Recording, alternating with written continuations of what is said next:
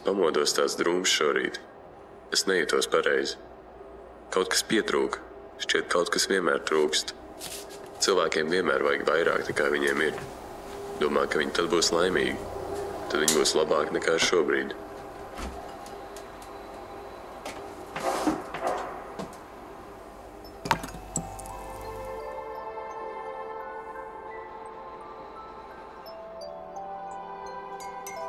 Katru rītu, pirms es izdzeru kafiju, es jūtos, kā es vēl joprojām sapņotu. Un tad, kad es izdzeru kafiju, nekas nemainās. Es vienkārši mīlu tās garšu. Tā ir daļa no manas rutīnas. Es tās nevaru. Šomēnes parādījās vēl kāda ziņa. Ministrija piešķiršot 185 000 latu. Taču priecīgās ziņas par to, ka nauda piešķirta divreiz, tomēr izrādījušās maldinošas. Turpina Zandra Ozola balvot.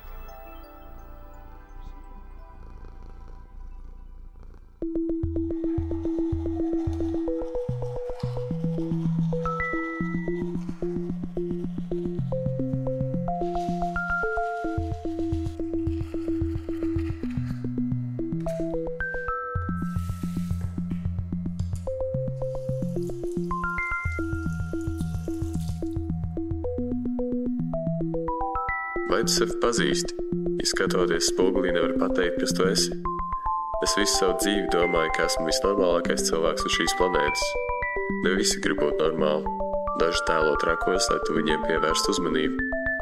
Viņi saka, ka tu neesi nekas īpašs, tikai tad, ja esi tu pats. Tad tev jāpaskatās spogulī un jāpasaka, kas tu esi.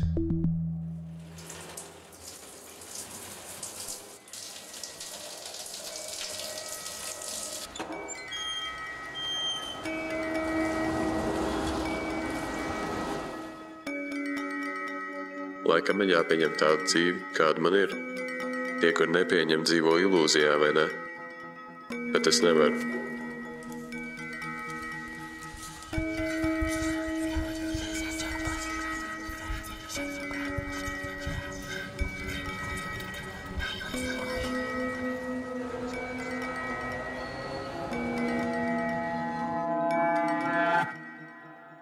Neatceros, kā šeit nonācu. Bet es gaidu vilcienu.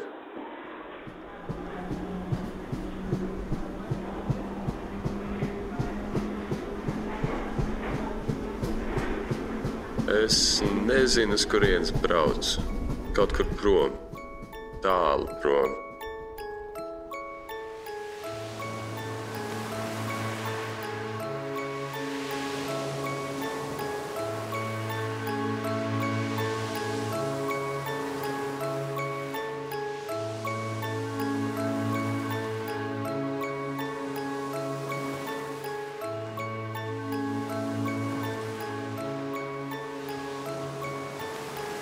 Novembris, 13. datums, 2013. gads. Šodienas neaizgāju uz darbu. Aizbraucu ar vilcienu uz jūru. Ir augsti. Debesis ir pelēkas. Tāds sajūta, ka nogrimšu klusumā, bet vismaz palaidu sev varbūtībā. Gribu sev pierādīt, ka neesmu iestrēdzis rutīnā. Dažreiz ir jābūt tur, kur tu negribi būt, lai saprastu, kur tu gribi būt. Man ir slikta atmiņa, it kā šo dzīvi jau būtu nodzīvojis, bet tikai to neatceros. Pasauli aizmirst, pasaulē aizmirstajā. Varbūt vajag ko jaunu.